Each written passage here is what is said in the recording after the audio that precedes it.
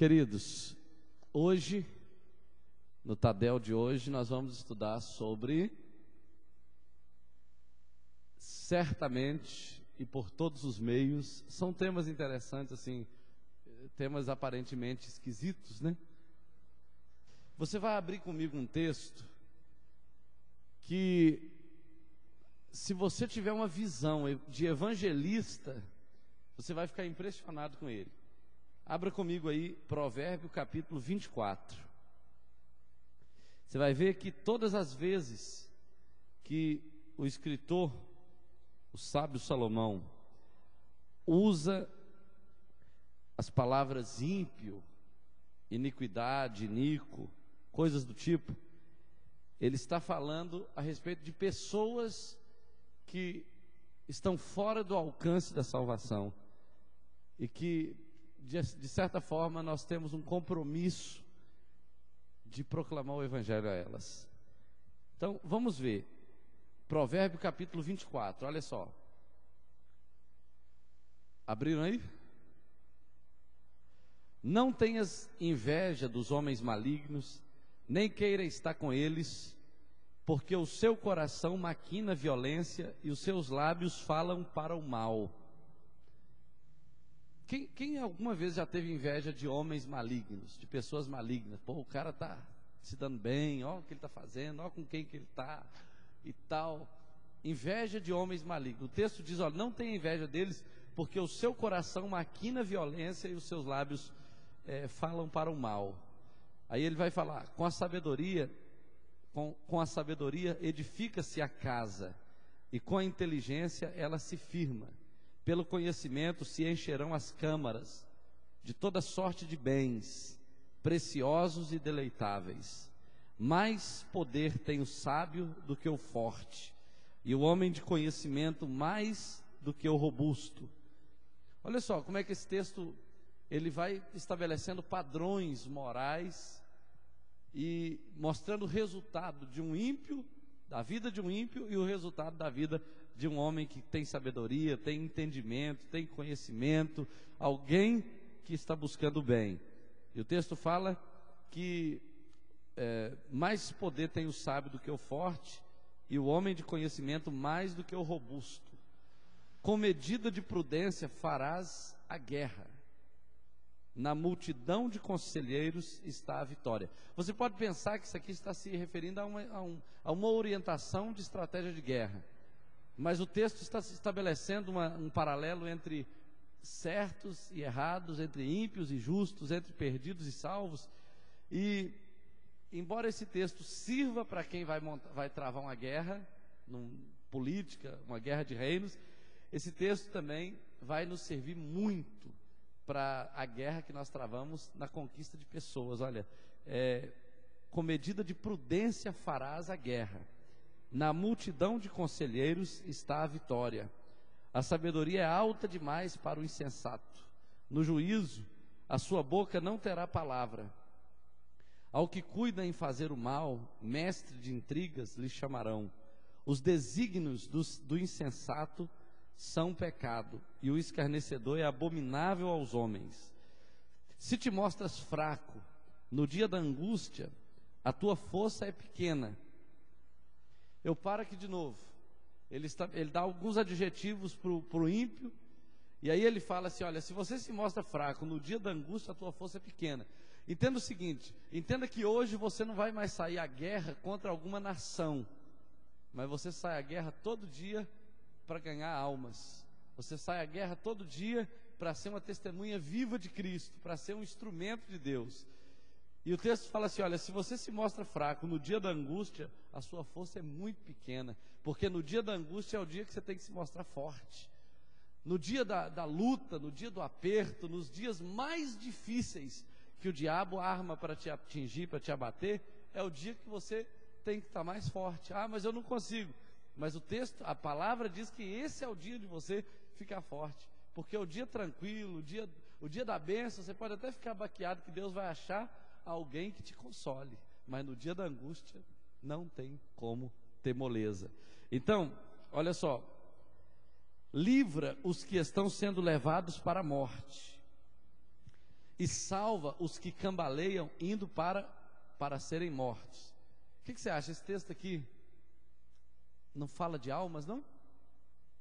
Olha só, livra os que estão sendo levados para a morte e salva os que cambaleiam para serem mortos. Tem um outro texto que fala assim: salva os que estão sendo levados para a matança, né? E lá em Judas fala: salvai-os arrebatando-os do fogo. A ideia é que as pessoas estão sendo levadas para a matança, estão indo para serem mortos, estão indo para o fogo, e nós precisamos estar fortes no dia da angústia para salvar essas pessoas, porque senão elas vão acabar indo para o inferno. Se disseres, olha só, olha aqui, se disseres, não o soubemos, não perceberá aquele que pesa os corações? Não saberá aquele que atenta para a tua alma? Vamos que alguém fala assim: mas eu nem sabia que o cara estava indo para o inferno. Aí o texto fala assim: mas será que o que pesa o coração não sabe que você sabia? Né? Não o perceberá aquele que pesa os corações, não o saberá aquele que atenta para a tua alma. Ou seja, existe alguém que realmente te conhece por dentro, e ele sabe que você sabe que existem pessoas morrendo e indo para o inferno, e eu e você talvez não estamos fazendo nada, ou pouco. Então, e não pagará ele ao homem segundo as suas obras. Essa aqui é a pior parte, né? E não pagará ele ao homem segundo as suas obras. Ou seja, já que você não está nem aí para quem está indo para o inferno, imagina que Deus possa estar nem aí para você, que não está nem aí para quem está indo para o inferno. Eu não tenho esse chamado, eu não tenho essa visão, meu negócio é outro. Mas entenda uma coisa, queridos: não existe outro negócio no reino de Deus a não ser almas. Se existir outra coisa no reino de Deus a não ser almas, como sendo o foco principal, então qualquer pessoa que não está preocupada com almas ainda está fora do lugar. Concorda comigo? Porque a gente canta, dança, toca, reúne, organiza, constrói, faz festa, acaba com a festa, ensaia bastante, depois canta tudo errado e tal. E a gente só faz isso para promover comunhão, edificação, para que a gente fique forte, para ganhar almas, e também para que alguém esteja aqui no dia e seja alcançado pelo Evangelho. É só por isso que a gente faz essas coisas, senão não teria sentido. E aí, olha só: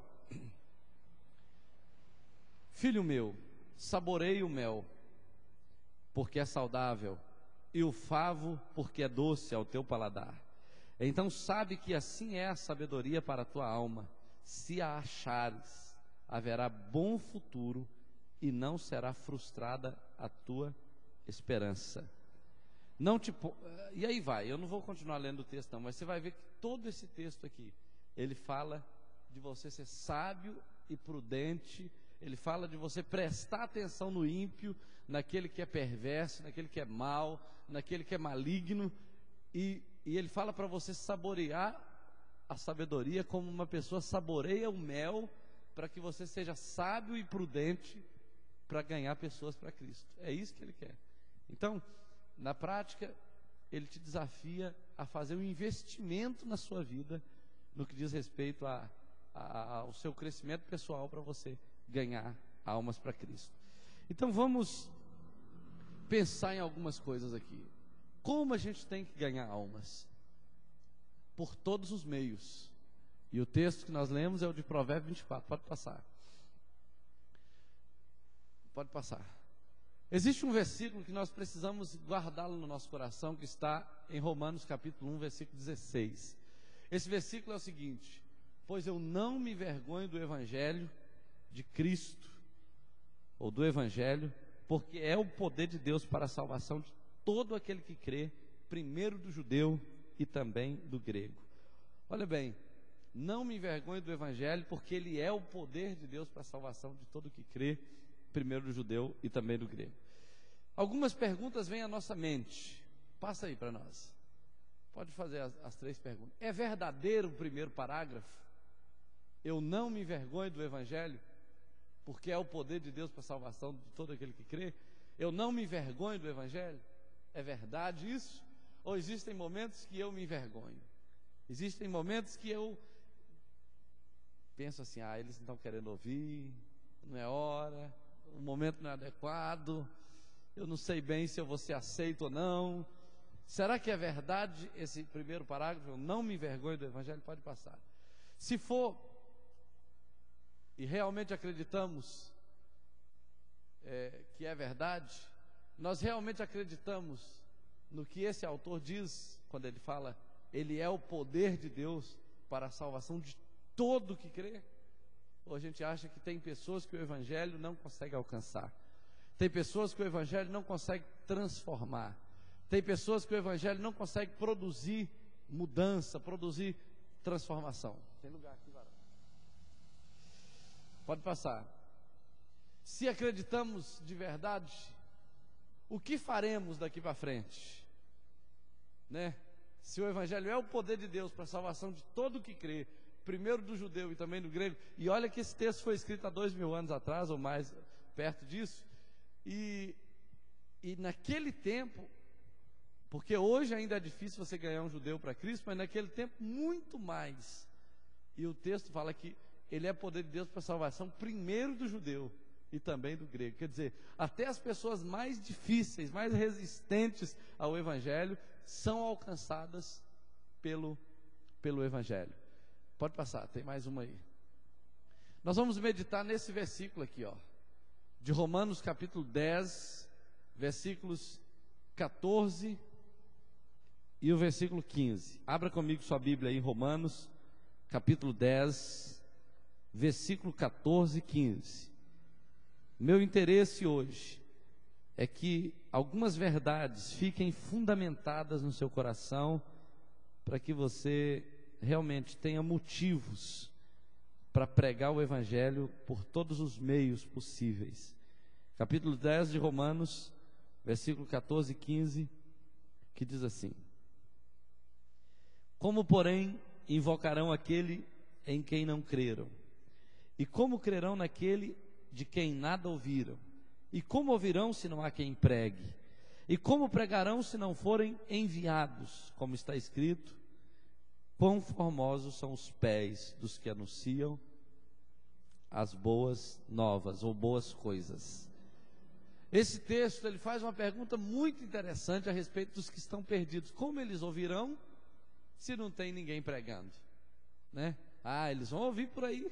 Os céus proclamam a glória de Deus. É verdade que Deus se revela por meio da natureza, mas Deus confiou ao homem a missão de pregar o Evangelho. O texto fala: como ouvirão se não há quem pregue?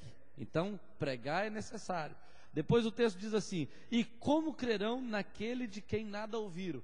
É impossível alguém crer sem ter ouvido a respeito. Se ele nunca ouviu, ele nunca vai crer. Então ele precisa ouvir o Evangelho. Mas nem todos querem o Evangelho. Nem todos querem, mas aqueles que ouvem têm a oportunidade de querer ou não querer. Então eu tenho o compromisso de pregar. E como ouvirão se não há quem pregue? E como pregarão se não forem enviados? Então, existe um compromisso da igreja de pregar o Evangelho, e existe um compromisso do que ouve o Evangelho, de crer no Evangelho, e existe um compromisso do pastor de enviar o pregador. Entendeu? O meu papel aqui é atender a uma oração de Jesus de 2000 anos atrás, mais de 2000 anos, quando ele fala assim: rogai ao Senhor da Seara para que mande trabalhadores. A ideia de mandar trabalhadores é o seguinte: nós vamos orar para que Deus toque no pastor, para que ele treine pessoas, para que essas pessoas ganhem almas. Então, essa ideia de como pregarão se não forem enviados, aqui está o meu papel de pastor, de enviar você para ganhar almas. E você que é líder de célula tem o papel de enviar os seus discípulos da célula para ganharem almas. E hoje você vai aprender alguns segredos interessantes sobre ganhar almas. Mas o pastor empurra o líder empurra o discípulo, e o discípulo que ganha almas empurra aquele que ele ganhou para ganhar almas. Lembra do conceito de empurrar? de empurrar o obreiro, né? A palavra no original é essa, empurrar o obreiro. O obreiro precisa ser empurrado para que ele possa cumprir o propósito de Deus. Mas o bom de tudo isso aqui é que o texto fala assim, olha, quão formosos são os pés dos que anunciam boas coisas. Na verdade, o pé que anda para falar mentira é um pezão muito feio. O pé que anda para fazer coisa errada é um pezão muito feio. O pé que anda para pecar, para fazer coisas que desagradam a Deus, é um pé que não é bonito. Mas a Bíblia fala, quão formosos são os pés dos que anunciam boas coisas. Como é que é o seu pé? É bonito ou feio? Você já até escondeu o pé, né? Como é o seu pé? Não tem gente que atravessa a cidade para fazer uma fofoca? Não tem? A pessoa sai lá de um extremo e vai lá no outro fazer a fofoca. Tem gente que atravessa a cidade para cometer um pecado, fazer uma coisa errada. Tem gente que atravessa a cidade para ir num lugar onde ele vai cometer um pecado. Então, o texto fala, olha, quão formosos são os pés dos que anunciam coisas boas. Teve um homem chamado Stan Jones, e ele era da Índia, pode passar, e ele falou um negócio muito interessante. Pode passar. Ele disse o seguinte: a humanidade está dividida em muitas classes sociais, raças, cores, origens étnicas, divisões geográficas, cultos e incultos, nativos e não nativos de cada país, orientais e ocidentais, mas Jesus desenhou uma linha através da qual separou todas as diversificações e dividiu a humanidade em duas classes: os inconvertidos e os convertidos, ou seja, o nascido uma vez e o nascido duas vezes. Todos os homens vivem de um lado ou de outro daquela linha. Assim é a divisão entre o tempo e a eternidade. Então você sempre vai encontrar judeu, asiático, vai encontrar pessoas de todas as nações, mas saiba de uma coisa, ou essa pessoa está salva, ou ela está perdida. Ou ela já conhece Jesus e está a caminho da eternidade, ou ela está a um passo de ser condenada. E a Bíblia fala que aqueles que porém não crerem, já estão condenados. Você consegue aceitar isso facilmente no seu coração? Que aqueles que não creem já estão condenados? Sim ou não? Não? Olha só, por que uma pessoa já está condenada? Imagina que uma pessoa passou no vestibular aqui na UFV, e se ela fizer a matrícula, ela já está inscrita. Se ela não fizer hoje, ela ainda tem a oportunidade de fazer amanhã, né? Mas se ela não for fazer, vai chegar um momento que alguém vai pegar a vaga dela e ela já está fora, mesmo tendo passado. Então, na prática é o seguinte: Deus já nos deu a oportunidade de salvação, mas aquele que não crê, hoje, nesse momento, ele já está condenado, porque se ele morrer, ele vai para o inferno. Então, ou a pessoa creu ou não creu. E aqui a Bíblia, o Stan Jones, ele diz exatamente isso. Olha, só existem dois tipos de pessoas em todo o mundo, e existem os salvos e os condenados, os que vão para o céu e os que vão para o inferno. Então, prosseguindo, como é o coração de Deus em relação a almas? Mas já estamos aí? Isso mesmo, é a primeira. Pode passar. Como é o coração de Deus em relação aos perdidos? Olha só, abra sua Bíblia em 2 Pedro 3, versículo 9, e você vai descobrir o seguinte: a Bíblia é bem clara que o Senhor é paciente e não quer que ninguém se perca, que ninguém pereça, e sim que vivam em arrependimento, ou no arrependimento.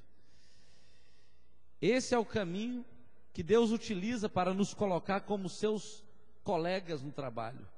Não somos o corpo de Cristo, nós somos o corpo de Cristo. As mãos, os pés, os lábios. A igreja aqui na terra tem esse papel. Deus não quer que ninguém pereça, mas antes que essas pessoas vivam no arrependimento. Então, como Deus vai fazer isso? Deus vai lá pegar a pessoa e trazer ela para o arrependimento.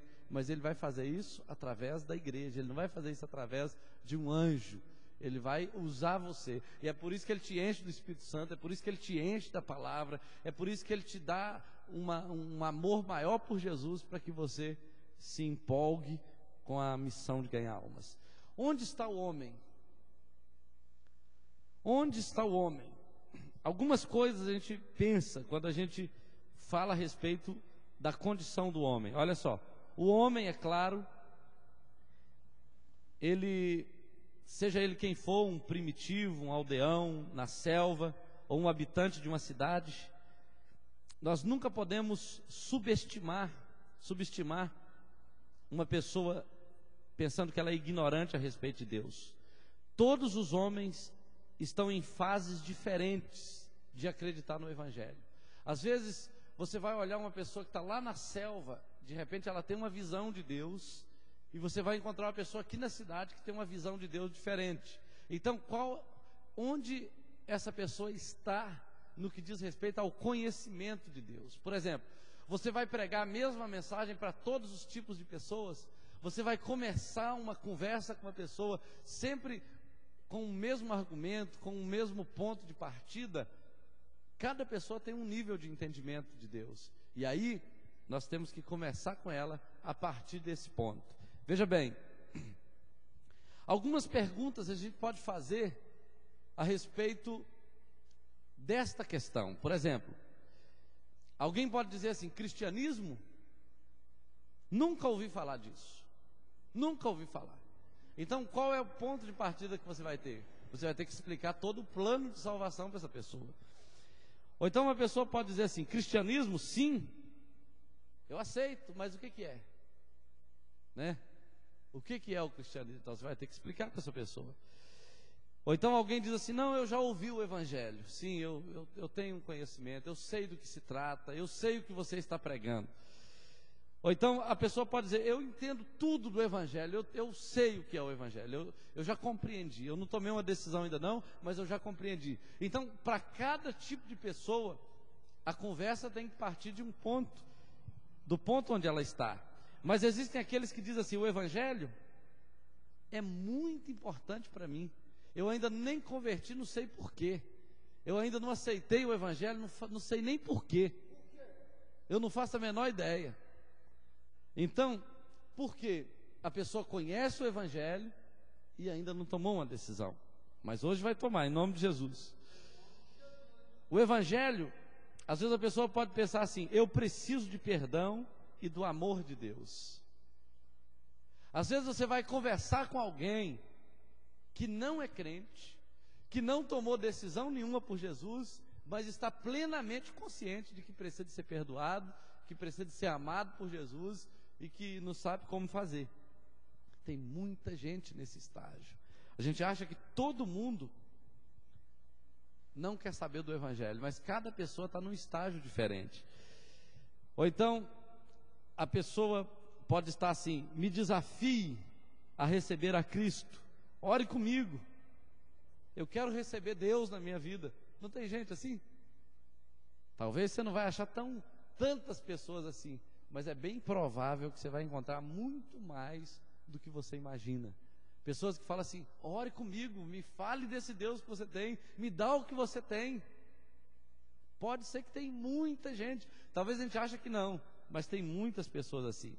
Ou então alguma pessoa que diga assim: ainda não me decidi, mas eu estou pensando nisso, estou pensando seriamente nisso. Talvez tenha alguns que digam assim: sim, eu quero me unir a uma igreja. Talvez tenha gente que não apenas está querendo Jesus, mas está querendo até fazer parte de uma igreja. Eu já conversei com algumas pessoas aí na cidade que falam assim: está ficando bonita a sua igreja, né? Eu falo: sim, muito bonita. E aí a gente começa a conversar, e eu falo assim: você pode fazer parte dela. Ah, eu vou lá qualquer dia. Aí eu falo: não, mas não é do prédio. Eu falo: você pode ser parte do corpo de Cristo. Ah, como assim? Aí eu já começo a conversar com ele a partir daquele ponto que ele tocou comigo. Eu falo que ele pode ser um conosco, que ele pode ser da família, que Jesus quer morar no coração dele, que há um projeto de Deus desde antes dele nascer e tal, e a pessoa dá corda para a conversa muitas vezes. Então, tem pessoas que dizem assim, sim, eu quero dizer tudo isso aos outros. Ou seja, eu não apenas quero que você tenha a me dar, mas eu também quero proclamar o Evangelho a outros. Sabe aquele rapaz que a gente levou lá para o Zé Mauro, né? Que a gente levou lá para Piranga, que Dorival adotou, né? Nós tiramos ele da rua, seu colega. Esse rapaz, ele está falando aí, ele já largou a cachaça, já largou o cigarro, já está bem, e ele está falando o seguinte: eu quero pregar o Evangelho, eu quero dizer aos outros o que eu estou ouvindo, o que eu estou aprendendo. Então já é um nível diferente. Um dia você encontra a pessoa caída na rua, parece que ele não quer nem saber de Deus, no outro dia ele já fala para a gente que quer dizer aos outros aquilo que ele está recebendo. A terceira pergunta é: o que devemos fazer? O que devemos fazer? É interessante que Paulo, o apóstolo Paulo, é um bom exemplo para nós seguirmos. Olha só, em 1 Coríntios capítulo 9, não está aqui na tela, mas em 1 Coríntios capítulo 9, versículos 19 a 23, Paulo fala assim, olha, ele fala assim, que ele se tornou fraco para alcançar os fracos, ele se tornou judeu para alcançar os judeus, bom para os bons, e ele fez com que o Evangelho se tornasse eficiente, eficaz, durante o tempo em que ele estava proclamando o Evangelho, porque Paulo aprendeu a estar no nível da pessoa que ele estava ministrando. Por exemplo, lembra aquela vez lá em Atenas, quando Paulo foi falar para o Areopagita, para um homem que tinha uma cultura muito grande, os gregos tinham uma cultura impressionante, e ele foi no Areópago, que era um lugar onde as pessoas normalmente se reuniam nas manhãs, nas tardes, para discutir a sabedoria, para falar o que aprendeu, e os outros iam para ouvir e discutiam a respeito daqueles temas. Paulo chegou lá falando no nível filosófico deles, não foi? Arrebentou. Aí você vai encontrar Paulo em outros momentos pregando o Evangelho no nível da pessoa. Então preste atenção nisso. Então, queridos, o Evangelho, ele é altamente aplicável a todos os níveis de pessoas. Altamente aplicável. Você vai falar com um colega da engenharia, você pode falar de cálculo com ele e mostrar Jesus na matemática para ele. Você vai falar com um colega da floricultura, você pode falar de Jesus, olhai os lírios do campo, né? Você vai falar com um marceneiro, você pode falar do carpinteiro de Nazaré. Você vai falar no hospital, Rosilene, você vai falar do médico dos médicos. E cada pessoa vai falar no nível em que se encontra. Você vai falar com as pessoas no nível em que você está, né? Você vai falar lá na cozinha, João, você fala de Jesus, o pão da vida, a água da vida, né? Tá vendo? Você pode entrar com a pessoa em qualquer nível de conversa e proclamar o Evangelho a essa pessoa. Agora, como fazer evangelismo pessoal? Como fazer? Como a gente pode fazer um evangelismo pessoal? Por exemplo, você vai sair de casa hoje e falar: hoje eu vou na casa do fulano de tal, hoje eu vou visitar um colega meu, eu vou ao campo de futebol, eu vou fazer tal coisa porque hoje eu quero alcançar alguém para Jesus. As pessoas podem fazer isso. Então, como fazer isso?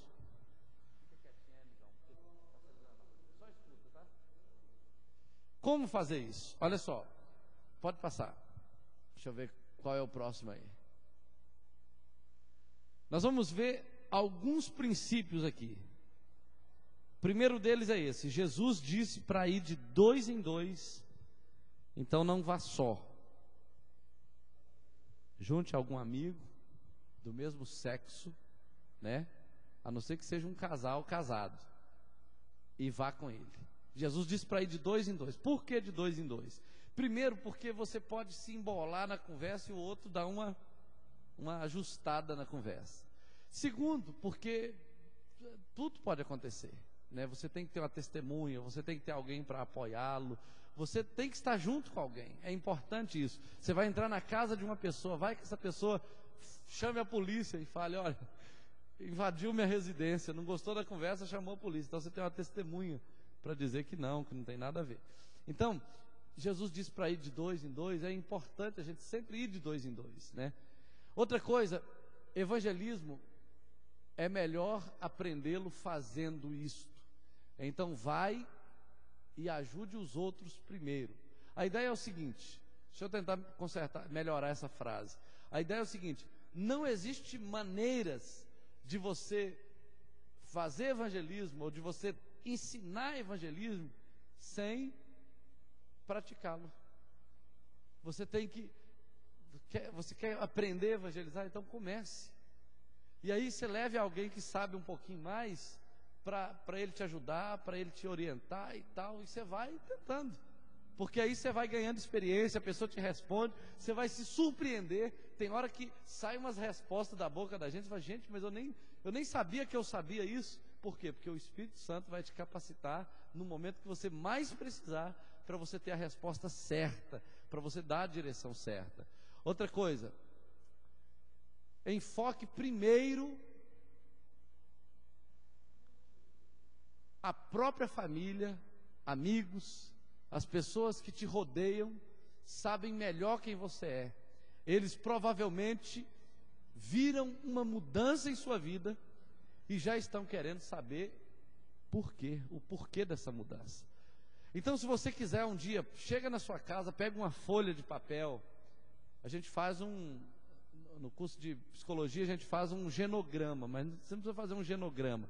Pega uma folha e faça tipo uma árvore genealógica da sua família: pai, mãe, irmãos, tios, primos, sobrinhos, netos. Vai colocando os irmãos assim do seu pai, tudo de um lado, os irmãos da sua mãe, tudo de outro, e vai colocando a descendência toda. Depois tenta colocar a ascendência.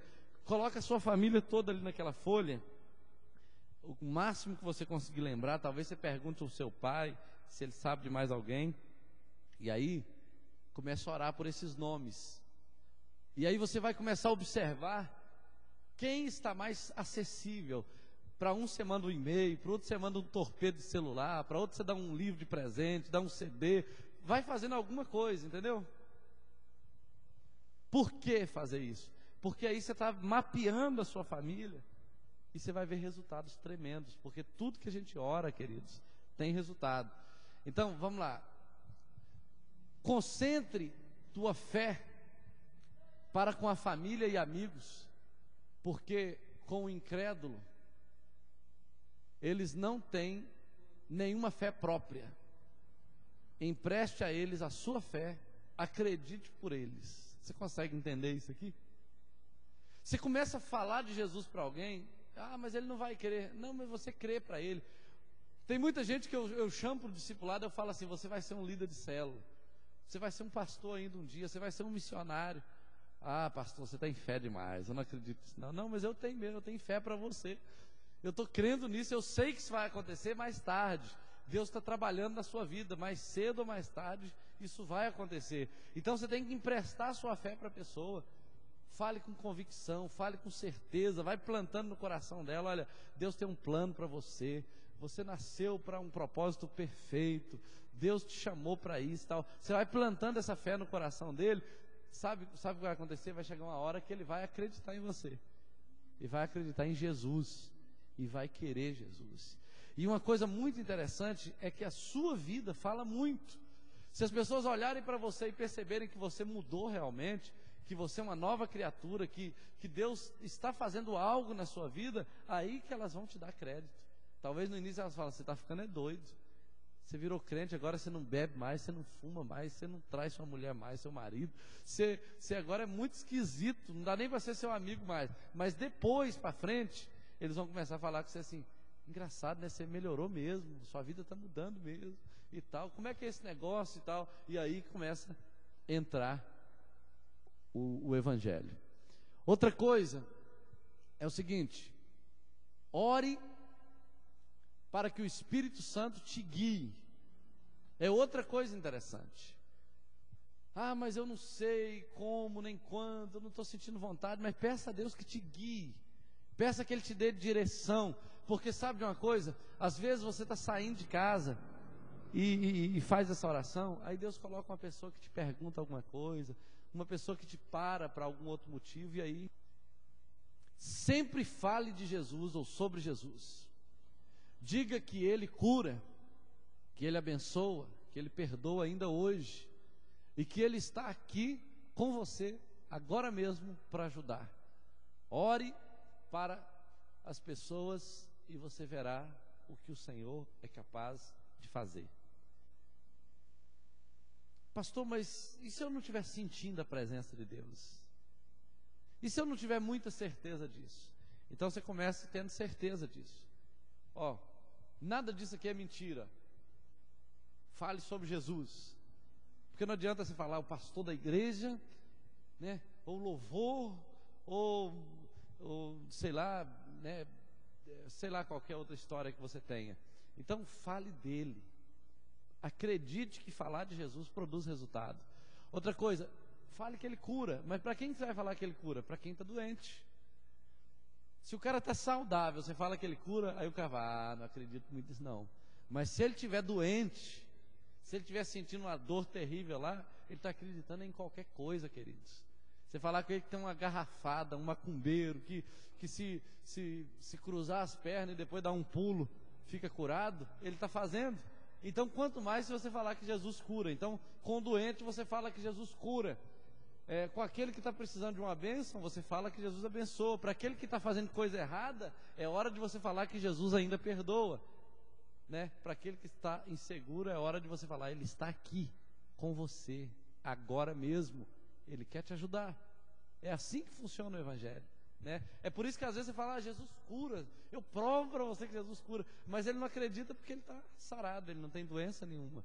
Mas quando a pessoa está doente, aí você consegue mostrar para ela o poder de Deus. Pode passar. E é interessante, depois que você falar alguma coisa, Jesus vai te ajudar, Jesus vai te abençoar, o que você vai fazer? Você vai orar por ela. Ore por ela, olha, Deus vai te ajudar. E você orou por ela, ela vai ver o resultado da sua oração e vai crer. Sabe de uma coisa? Muitas vezes a gente ora pelas pessoas, e dependendo do dia, às vezes você está com um problema, está passando por uma situação, você não acredita que Deus vai te usar para aquilo. Talvez você acredita que Deus pode fazer o milagre, mas você não acredita que Ele vai fazer através de você, porque você está mal. Mas mesmo assim você ora. E sabe o que acontece? Quando você tem a notícia que no dia que você estava em pior condição, você orou e Deus te atendeu, a sua fé dá aquela renovada, não é verdade? Você fala: puxa vida, eu orei, Deus me atendeu. Eu estava num dia tão difícil, eu estava tão desanimado, eu estava passando por uma luta tão grande, e Deus mesmo assim me atendeu. Então você se renova, e aí você começa a querer ser mais usado por Deus ainda. Então mostre o amor de Deus, oferecendo ajuda de forma prática, se isso for apropriado. Então, como a gente vai mostrar que Deus ama as pessoas, queridos? Como? Amando as pessoas. Concorda? Deus te ama e tchau e bênção. Mas se você demonstra através de atitudes, a pessoa vai falar: poxa vida, realmente Deus me ama, né? Olha só o que 1 João capítulo 3, versículos 18, né? Versículo 18 diz, 3,18, diz assim: filhinhos, não amemos de palavras, mas de língua, nem de língua, mas de fato e de verdade. O que é amar de língua? O que é amar de palavras? É falar: eu te amo. Imagina que eu fale assim: eu te amo. Agora imagina que eu falo: eu te amo, e provo através de alguma ação. Por exemplo, você está passando por uma luta, eu vou lá e oro com você, e fico lá um tempo te ajudando. Então eu te amo, concorda? Ele vai sair de lá pensando: não, o pastor investiu na minha vida. Mas se eu só falo: eu te amo, é pouco. Concorda? Pode passar. Mostre o amor de Deus oferecendo ajuda de forma prática, se isso for apropriado. Já falamos disso, né? Orai pelas famílias, porque isto é o coração de Deus. A gente nunca pode esquecer desse princípio da família. Deixe que uma família fale de como seguir a Jesus.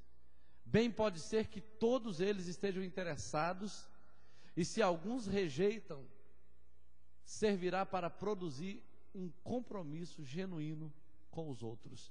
Então, na prática, o texto de Atos 16:31 diz assim: creia no Senhor Jesus e será salvo tu e tua casa.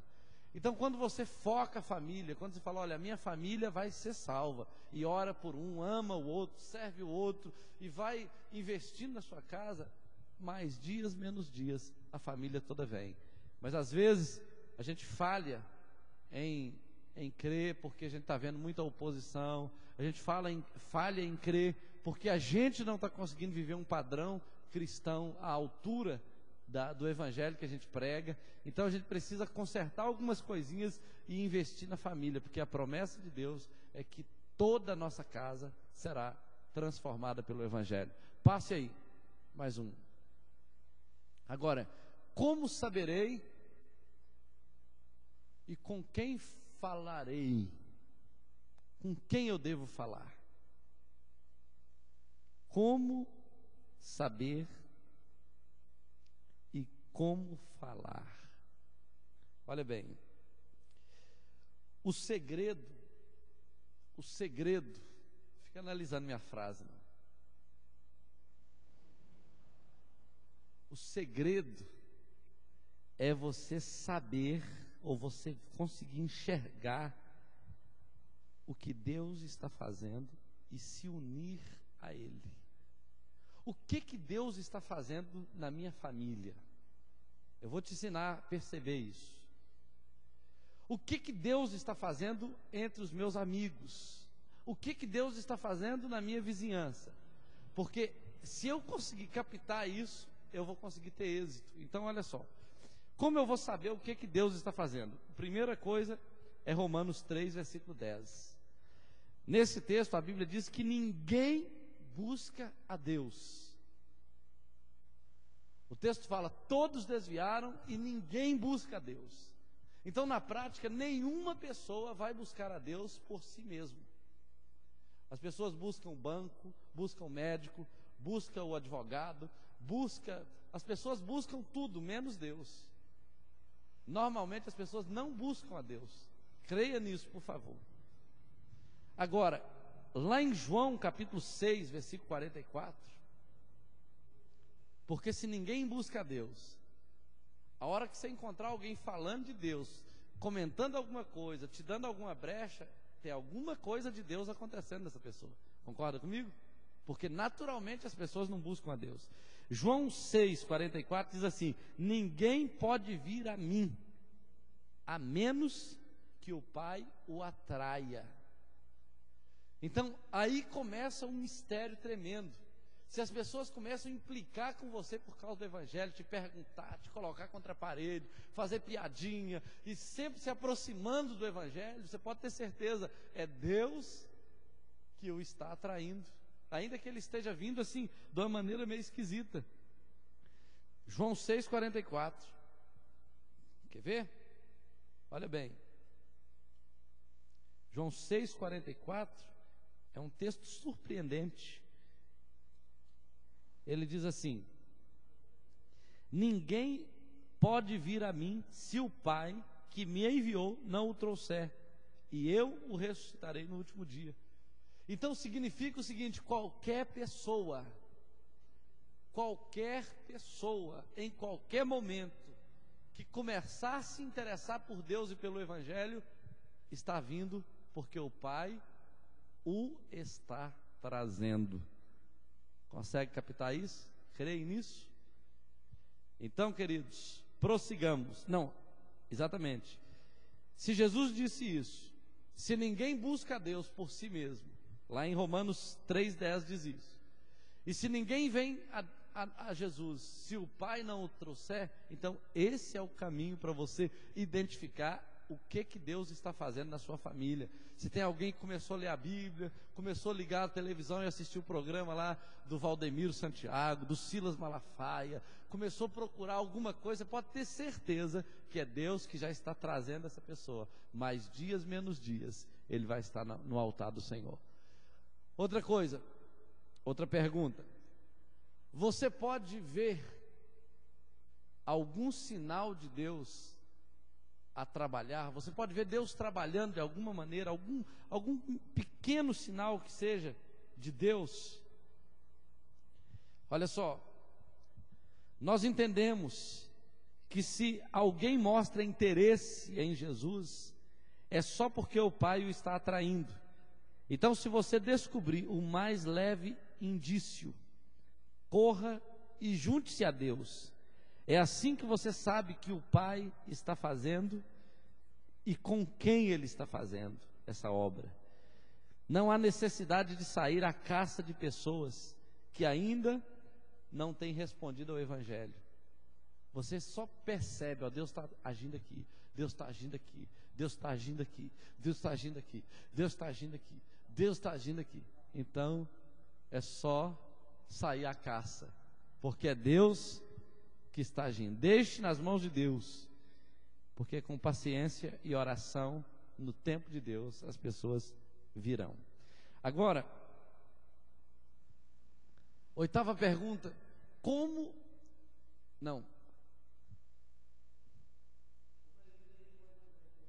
a igreja pode evangelizar? Como a igreja pode evangelizar? Existem muitas maneiras da igreja evangelizar. Existem muitas formas, a gente trabalha com algumas bem práticas. Pode passar. Vou trabalhar com 3 formas. Pode passar. Primeiro, o evangelismo de presença. O que é o evangelismo de presença? Ele tem a ver principalmente com o testemunho de vida. Isso que você talvez não está conseguindo enxergar muito bem ali. Eu subestimei o tamanho da letra, né? Eu coloquei com 20 e poucos e ela ficou pequena ainda, né? 28? Então eu tenho que saber disso. Isto tem a ver com o testemunho de vida. Esse é o testemunho de o evangelismo de presença. E aí, olha só, as vidas são mudadas em Cristo. Todas as pessoas que vêm em Cristo, elas são mudadas. Mas tem que ter certeza de que aqueles membros são legítimos, porque as pessoas olham a má conduta e podem afastar-se do Evangelho. O testemunho de uma vida dedicada ao Evangelho pode ser a única Bíblia que algumas pessoas leem. Preste atenção nisso. Você sabia que a Bíblia que a maioria dos ímpios leem é você? Você já parou para pensar nisso? O cara olha para você e fala assim: é isso aí que a Bíblia diz. O cara olha para você no trânsito e fala assim: é isso aí que ele aprendeu na Bíblia. O cara olha para você no banco, na fila do banco, e fala assim: é isso aí que ele aprendeu lá na Bíblia. Ele olha para você numa situação e fala: isso aí é o que está lá na Bíblia.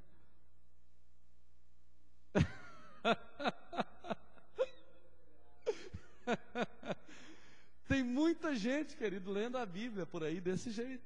A única coisa que eles leem na Bíblia é o que você está fazendo. É claro que mais tarde, num outro momento, eles podem pegar a Bíblia e conferir e ver que você é que está errado. Mas se eles tiverem essa disposição de pegar a Bíblia, porque muita gente fala assim: eu vou lá para a igreja para ser igual ao fulano de tal. Eu me lembro que uma vez eu mais o Robson estávamos evangelizando uma pessoa, que eu não vou nem falar o nome, que já até converteu, né? Aí eu falei assim: você quer aceitar Jesus? Você quer ser crente? E ele falou assim: para eu ser igual ao fulano de tal? Eu falei: não, você pode escolher ser melhor do que ele. Você entendeu? Por quê? Porque a Bíblia que ele estava lendo era ela. Entendeu? E aí ele falou: eu não vou querer ser crente para ser igual ao fulano de tal. E eu te pergunto: que tipo de Bíblia é você? Então, olha só. Outra coisa. Evangelismo que proclama. O que é um evangelismo que proclama? A palavra proclamação no grego é querigma. O evangelismo que proclama, ele não tem nada a ver com chegar para o Raimundo e falar assim: larga essa cachaça e se converte. Ó, o que ele fala? Entendeu? Entendeu? Então, não é isso que é o evangelho. Não é isso que é o evangelho. Proclamação tem a ver com o que Deus quer fazer na vida do Raimundo. Proclamação tem a ver com o que Deus vai fazer na vida de quem está na condição moribunda, vamos dizer assim. Vamos pensar numa pessoa que está debaixo de uma condição, por exemplo, de idolatria. Ou uma pessoa que está debaixo de uma condição de opressões demoníacas, por exemplo. Ou uma pessoa que está com um casamento perto de se acabar. Em vez de você chegar para a pessoa e falar: não, você está assim porque você está todo errado, você está com a vida toda bagunçada, você tem que piorar mesmo sua vida e não sei o quê. O evangelho que proclama não é assim não. Ele fala assim: olha, Deus tem um casamento perfeito para você. O amor de Deus é tão grande por você que Ele morreu na cruz para restaurar a sua vida, para te dar uma família abençoada. Então, quando você começa a proclamar isso na vida da pessoa, você ainda vai ser muito feliz no seu casamento, você ainda vai prosperar muito. Quando você começa a proclamar isso, a pessoa fala assim: eu quero esse evangelho. Concorda comigo? Eu quero. Por quê? Porque você está proclamando o que ele mais está precisando, e é o que Deus está oferecendo, né? Jesus não falou: vinde a mim como estais. Ele não falou assim: olha, desse jeito que você está aí, meu filho, você pode ir para os quintos dos infernos. Ele não falou isso. Ele falou: vinde a mim como estais, do jeito que você estiver. Por quê? Porque eu vou aliviar o seu fardo, eu vou tirar o peso das suas costas, eu vou mudar a sua história. Outra coisa, trabalho de rua. Isso é um evangelho que proclama. Você sai para a rua para fazer coisas, ações sociais, para fazer certos trabalhos na rua de impacto na sociedade. Ou então, por exemplo, literaturas, filmes. Você sai para a rua, por exemplo, e faz um cinema, igual a gente já fez muitas vezes. Coloca lá um telão, né? Lá no Piauí nós fizemos isso, colocamos um telão enorme no meio da rua e fizemos pipoca, preparamos lanches e colocamos as crianças de vários bairros para nos assistir, para assistir o cinema. Não era um filme evangélico. Fizemos um filme lá no Piauí que tinha realmente uma grande quantidade de crianças carentes de vários bairros. E aí tem até as fotos lá no Orkut e tal. E aí as crianças vinham, comiam pipoca, tomavam suco, assistiram o filme. Eu acho que na época foi a Era do Gelo. O filme normal, não era evangélico. Só que no final a gente juntou as crianças, oramos por elas, chamamos elas para um evento que teve tem gente lá na porta. Um evento que teve na escola, e muitas pessoas se converteram. Muitas pessoas se converteram. Muitas pessoas foram alcançadas pelo evangelho por causa daquele trabalho. Então, o evangelho que proclama é esse que vai para a rua, é esse que sai das quatro paredes, é esse que não fica preso aos limites do templo. E o último modelo é o evangelismo de persuasão. Esse evangelismo de persuasão, ele pode ser apresentado de várias maneiras. Em 2 Coríntios 5, abra aí comigo 2 Coríntios 5. 2 Coríntios capítulo 5. Palavra de Deus fala assim, olha bem, 5:11. E assim, conhecendo o temor do Senhor, persuadimos os homens e somos cabalmente conhecidos por Deus, e espero também que também a vossa consciência nos reconheça. Olha só o que Paulo está falando aqui. E assim, considerando o temor do Senhor, persuadimos os homens. Paulo fala o seguinte: olha, se depender de nós, conhecendo quem Deus é, em relação a almas, em relação à eternidade, em relação ao juízo, nós persuadimos. Você sabe o que é persuadir? É convencer, usando todos os métodos que você puder, entre aspas, quase que obrigando a pessoa. Mas a ideia é claro que Deus não quer que você obrigue ninguém, mas num sentido prático da palavra é essa: olha, você não pode se dar por vencido no que diz respeito a ganhar almas, né?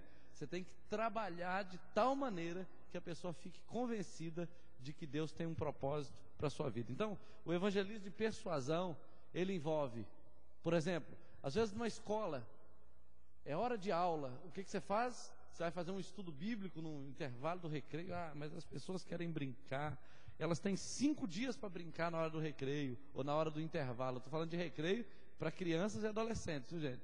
Se for adultos, intervalo, né? Na universidade é intervalo. Então, você vai tirar um momento no intervalo de 15 minutos e vai fazer um estudo de um tema qualquer, vai provocar sede no coração dessa pessoa. Reuniões na empresa, reuniões igual, né, você faz lá de vez em quando com o pessoal, todo dia, toda semana, sei lá. Então, são meios que você cria para que o evangelho entre de alguma maneira na vida da pessoa, seja na escola, seja no trabalho. As células é um exemplo disso, né? Porque você abre a sua casa, você chama os amigos, chama os colegas. Tem um que fala, vai ter um churrasco lá em casa, vai ter um cafezinho, vai ter uma confraternização. Cada um usa um método diferente, mas o fato é que as pessoas vão à sua casa e lá elas são persuadidas pelo evangelho. E aí vem o rádio, a TV ou o porta a porta, que até isso é um negócio interessante. Eu já fiz muitas vezes de bater na porta da casa de uma pessoa para pregar o evangelho para ela, gente que não conhecia Jesus. E eu me lembro de uma vez que eu fui pregar Jesus para uma família lá em Ipatinga, no Cariru, um bairro rico lá da cidade na época, e tinha uma mulher que tinha perdido um filho, e eu bati na porta dela, eu estava com o violão na mão e tudo, eu queria falar de Jesus, cantar na casa dela, e ela falou assim, eu não estou muito boa para cantoria não, eu perdi meu filho, estou muito chateada e tal. Aí o que eu fiz? Deixei o violão de lado, e falei assim, pois é, né, que coisa difícil, o que aconteceu com ele? E fui fazendo a mulher falar, e ela foi contando tudo, e chorava e tal. E aí eu falei, pois é, a senhora sabia? Jesus fala, olha, vinde a mim, os cansados, sobrecarregados, que eu vos aliviarei. E sem ela querer que eu pregasse para ela, eu preguei para ela quase 1 hora. Isso porque ela não queria que eu pregasse, entendeu? Por quê? Porque eu larguei aquele meu objetivo de cantar, porque eu fui lá para cantar, mas ela queria chorar, eu chorei com ela. Entendeu? O evangelho é assim. A gente não tem esse negócio de, não, eu vim cantar e não importa se você está triste, eu vou cantar, você vai ter que me escutar. Aí a pessoa não vai querer realmente o evangelho, né? Então, queridos, olha só. Atos capítulo 19, versículo 8. Só quero terminar com esse texto. Atos 19, versículo 8, diz assim: durante 3 meses, Paulo frequentou a sinagoga, onde falava ousadamente, dissertando e persuadindo com respeito ao reino de Deus.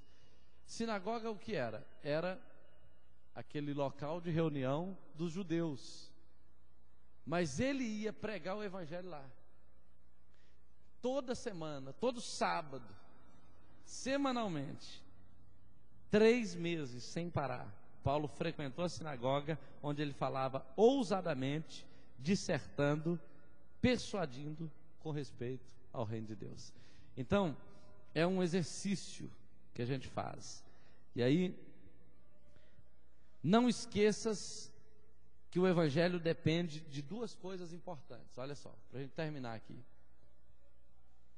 O evangelho depende de vida de oração, que é sustentada pela palavra de Deus. Então você se alimenta da palavra para ter uma vida de oração. E a última frase, passa para mim aqui. Não esqueças que o evangelho depende da vida de oração, que é sustentada pela palavra de Deus. E essa frase aqui eu queria terminar com ela, ó. Fale com Deus sobre as pessoas antes de falar com as pessoas sobre Deus. Entendeu? Quando você ora por uma pessoa, Deus quebranta o coração dela. Deus prepara o coração dela. Você sabe que muitas dessas coisas podem ser o próprio diabo tentando atrapalhar o objetivo dessa reunião. Então, ó, fale com Deus sobre as pessoas antes de falar com as pessoas sobre Deus. Para finalizar, passa o último aí. Olha só, não esqueça que o evangelho depende da vida de oração que é sustentada pela palavra de Deus. Então, não existe pregação do evangelho sem vida de oração. Porque você se alimenta da palavra, ora e se alimenta da palavra e se fortalece para pregar o evangelho. Mas essa última frase aqui eu queria que você guardasse ela. Fale com Deus sobre as pessoas antes de falar com as pessoas sobre Deus. A ideia é, ore pelas pessoas para quem você vai pregar, para que elas estejam preparadas, quebrantadas, maduras para a ceifa. E em último lugar, vamos terminar com essa último slide, que é o seguinte: vamos encerrar orando em nome de Jesus a favor dos povos não alcançados que ainda restam no mundo. E aí nós vamos ter essa prática de 1 minuto para mudar o mundo. Oremos 1 minuto pelo Egito. 60 milhões de habitantes, de língua árabe, 86% muçulmanos e 13% ortodoxos, e a igreja é perseguida. Então nós temos que orar por esse povo. Sempre tem morrido muito crente nesses ambientes árabes,